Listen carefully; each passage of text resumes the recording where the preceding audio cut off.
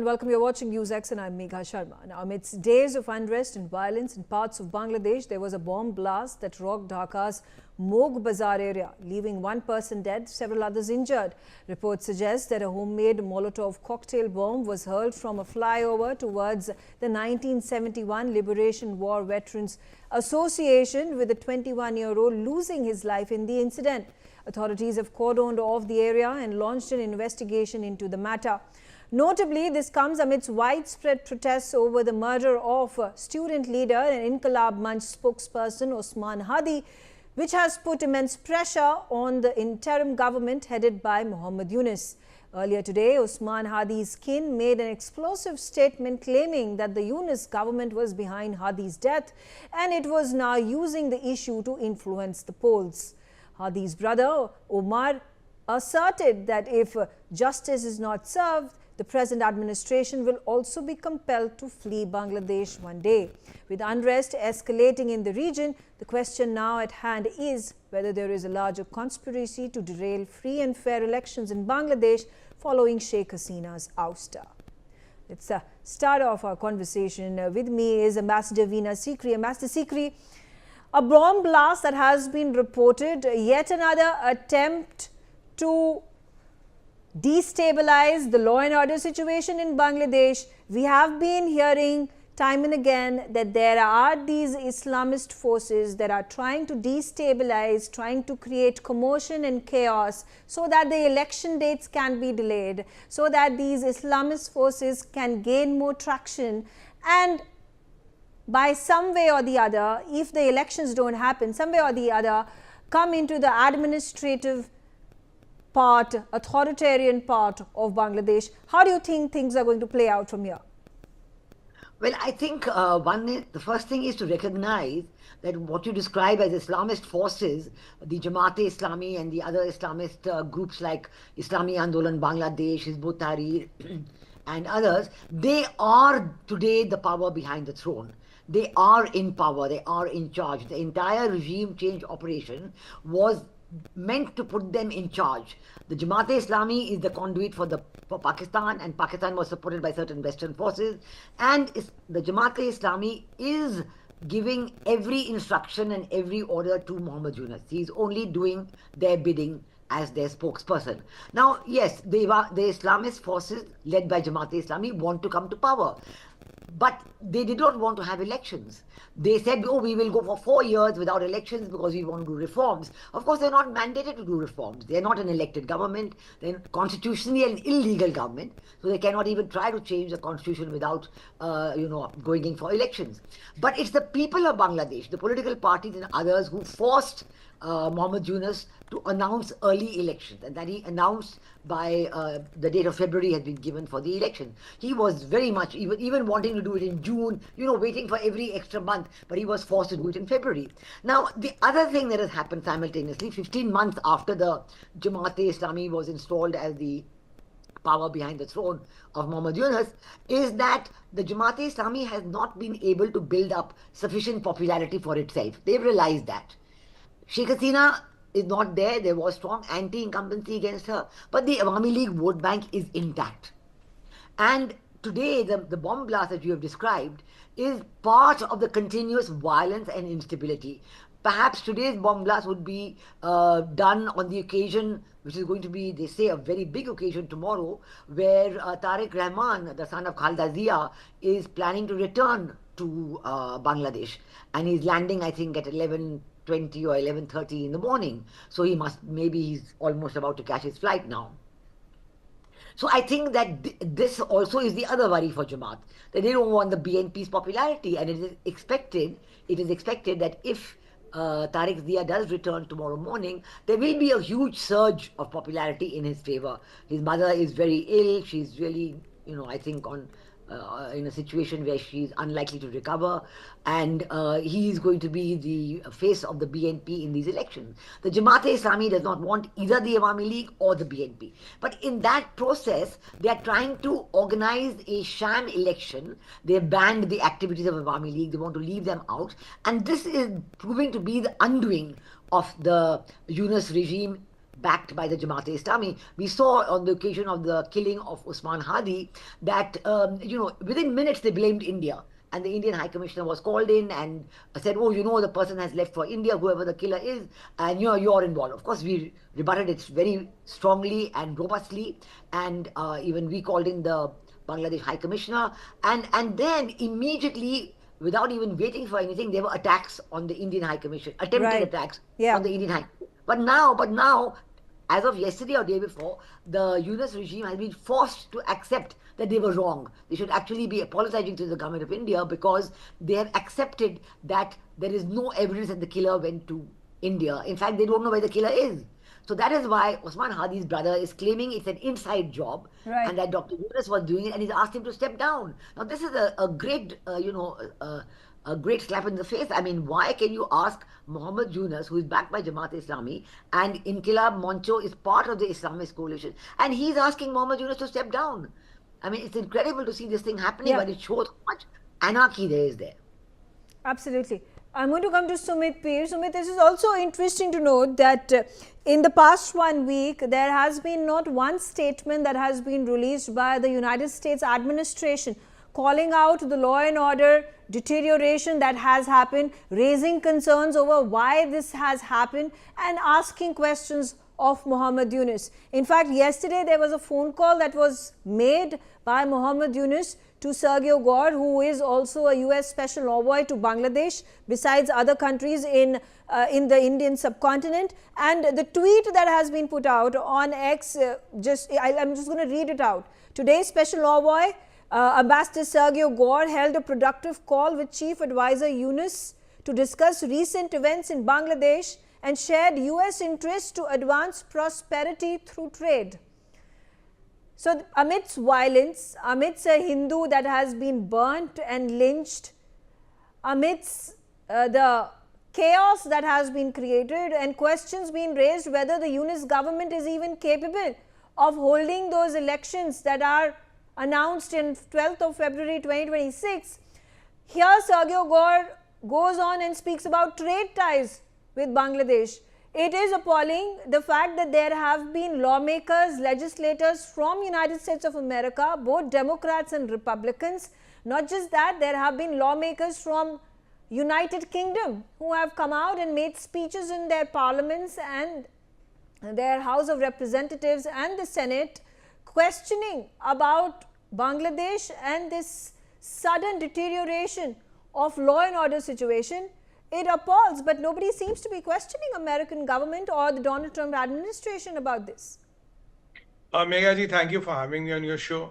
Look, in today's time, it is, जैसे वो हिंदी में कहते हैं ना, जिसकी लाठी उसकी भैंस. It exactly works like that. Trump is talking of attacking Venezuela. Trump is talking of your Venezuelan oil is mine. You cheated me out of Venezuela, so I'm going to get back the Venezuela. Trump confiscated 2 Chinese tankers yesterday. Before that, he confiscated a Venezuelan tanker, and I was asking Venezuela to pay me the money, I'll release the tanker to you. I mean, that is what is happening there. Now, in such a state of affairs, now what is happening in Bangladesh is, look, in Bangladesh, every intelligence agency is at work. There's a saying, too many cooks spoil the broth. So you have CIA there, you have Chinese intelligence there, and you have the dirty man, that is the ISI there. You have Turkish intelligence there. Everybody has conflicting interests. Everybody has conflicting opinions about things. There was a stage when they were all converging, but when the things are going in a haywire, everybody has different objectives. For example, if you look at that, Hadi's brother is saying that it is Yunus who ordered the hit, and he made 2 sentences. वो किसी सरकार से नहीं डरता था, न किसी agency से डरता था. So the sarkar here is the Yunus's government. There can be no other sarkar. The agency which he is referring to is the intelligence agency, is ISI. So what his brother is saying, that he was killed on the behest of Muhammad Yunus or his men, and the job was done by ISI. Of course, they must have taken the concurrence from Chinese. And when CIS thought things getting out of the control, then Gore calls him and tells him, look, make sure the elections held on time, because things are getting out of control after Deepu Das's death, where there was a ruckus in the Bangladesh and whole world is kind of getting agitated. And even Tulsi Gabbard, if you look at her statement, she has described this, if you look at the exact statement, she writes the definition of genocide but doesn't use the word genocide. So even in America, there are two opinions about it. The problem here is that, today nobody is controlling Bangladesh. I was always of the opinion that Bangladesh will become straightway Afghanistan. It's not going to become Pakistan. Because in Pakistan, there's still a military or army there which can control jihadis, terrorists, and the politicians. In Bangladesh, today nobody is controlling anybody. And let me tell you, this won't be the first murder. After that, one more student leader was shot. He has right now survived. And there will be quite a few more political murders which will keep on happening in Bangladesh, because some people want elections, most of them do not want election. And the most important thing is, Meghaji, everybody wants to keep a status quo of their power.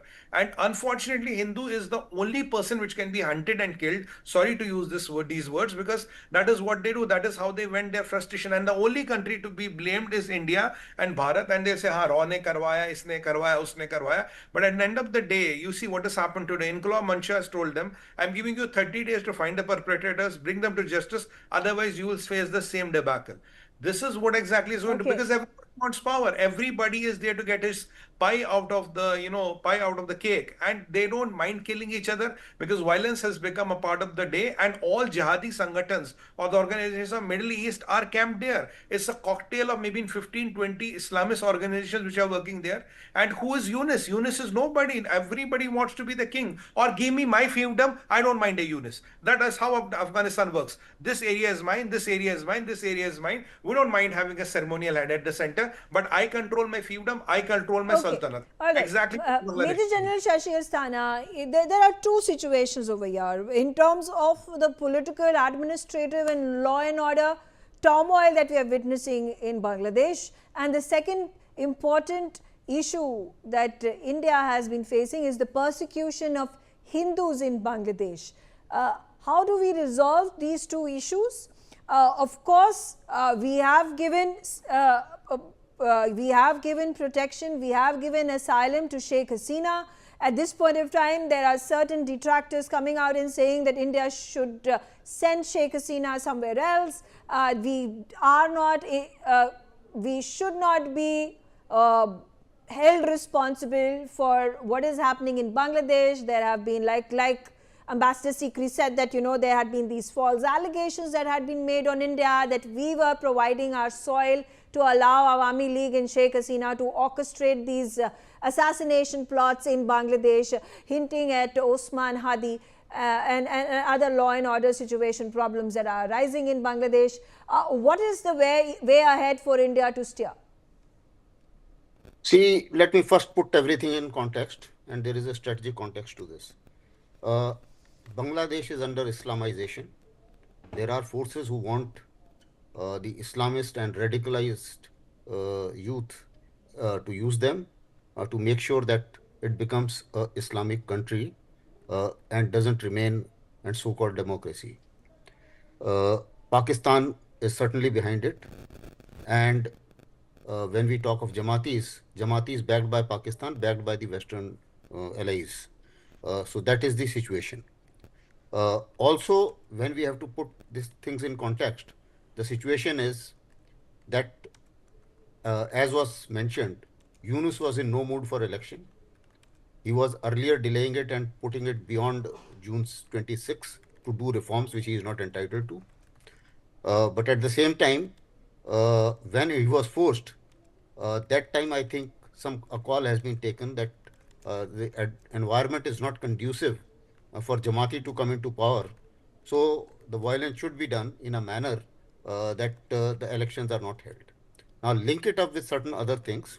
Asif Munir, after Op Sindoor, mentioned that hereafter India will be attacked from northeast. At the same time, we find a fair amount of ISI officials as well as Pakistan military officials under some garb or the other are camping in Bangladesh.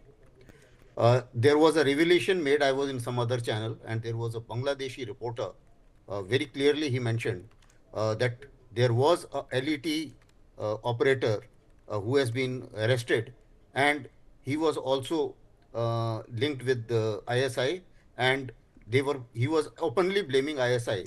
And also, if you recall, the journalist community, irrespective of their orientation, whether for Yunus or against Yunus, they are under threat.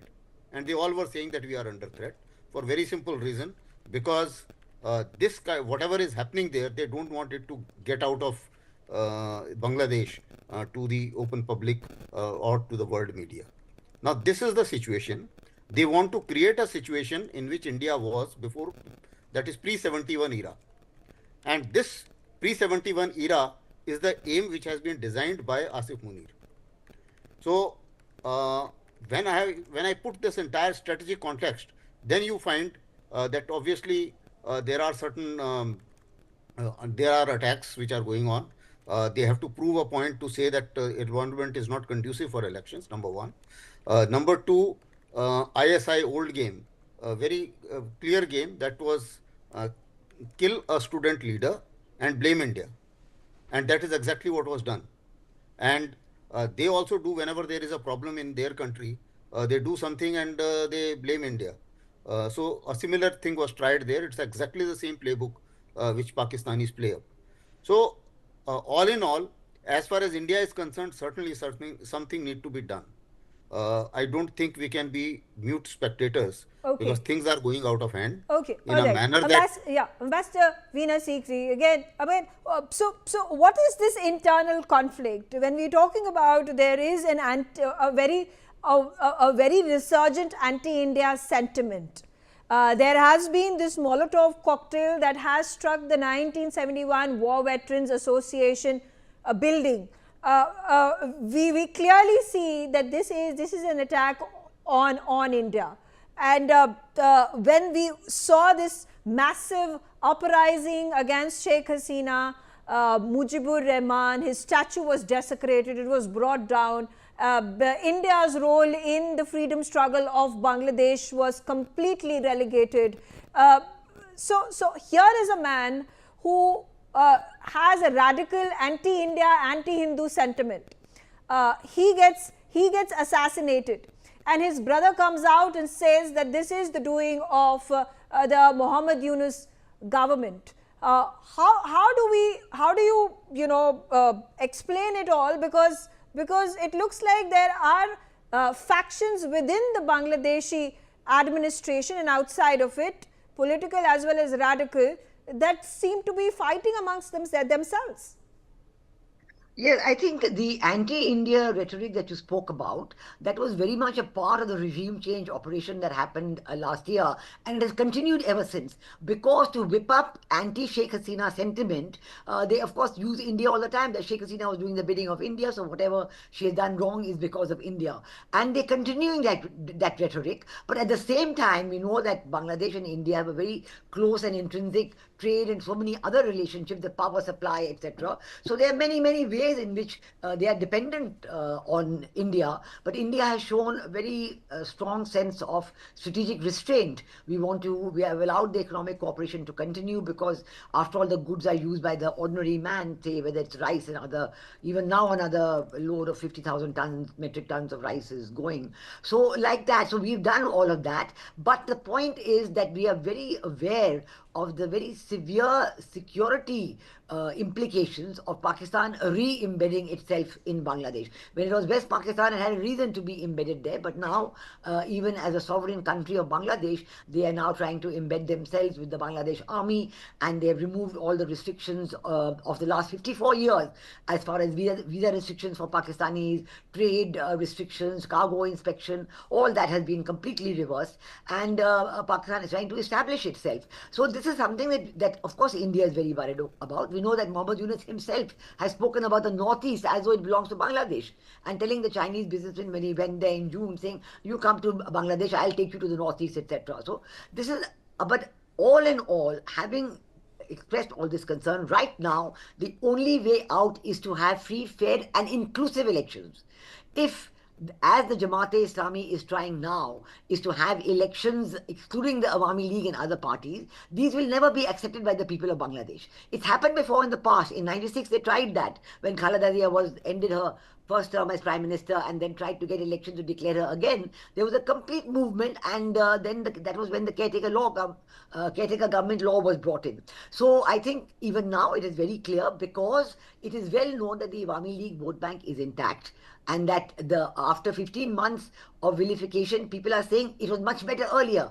Age bhalo chilo, it was much better before when Sheikh Hasina was there. And this is what is unsettling the Awami League, the Jamaat-e-Islami. So obviously, yes, they are looking for an excuse to postpone the election, and perhaps tomorrow after Tariq Ruzia comes, they will even look more avidly for an excuse so that they will try and postpone the election. But I don't think that's the answer as well. What needs to be done is, number one, the proper sense of the caretaker government, which is to appoint the immediate past Chief Justice of the Supreme Court of Bangladesh as the head of the caretaker government. That has to be done. Yunus cannot be in charge when the elections take place, because he's shown himself completely incompetent in controlling violence, in controlling anarchy, in controlling insurgency. Nothing. He's able to do nothing. And this instability has worried a lot of the youth, who now know that Jamaat-e-Islami is not interested in a peaceful rise to power. The same 20% that was against the liberation war of 1971 is still there, but there are others, support for Awami League, support for BNP and others. So if all the political parties are allowed to participate, let there be a genuinely free, fair and democratic election. Okay. And whoever so, but then the question arises is, will Awami League, the ban that has been imposed on Awami League and that has been done by the government of Bangladesh, led by the interim chief advisor, Mohammed Yunus, is going to be lifted after all? And Sumit, the question also being that, what are the chances? They seem negligible. They are negligible that you are going to be able to allow and execute a free, fair and transparent election democratic process. Water has passed under the bridge. There is no way you can have a free, fair and completely transparent election in Bangladesh. Look, Sheikh Hasina is out of the gear. She's already telling them, you want me to come there and you want to do a political murder. Tum mera qatl karna chahte. That's are the words. Khalda Zia is not doing well. Her son is silent. A couple of days back, one of her leaders' house, along with his two daughters and a wife and mother, was literally burned. I think the one of the daughter died. Second, all others are pretty critical. The message is very clear. It's an election today between, if it happens, allegedly between one mullah party and another mullah party. Hifazat-e-Islam versus Jamaat, and Harkat-e-Ansar versus Hizbul Tahrir. That is what the election will look like. And if anybody wins, it's going to be the same thing. Look, Bangladesh is strong, getting into a position wherein Munir says, can I get my East Pakistan back?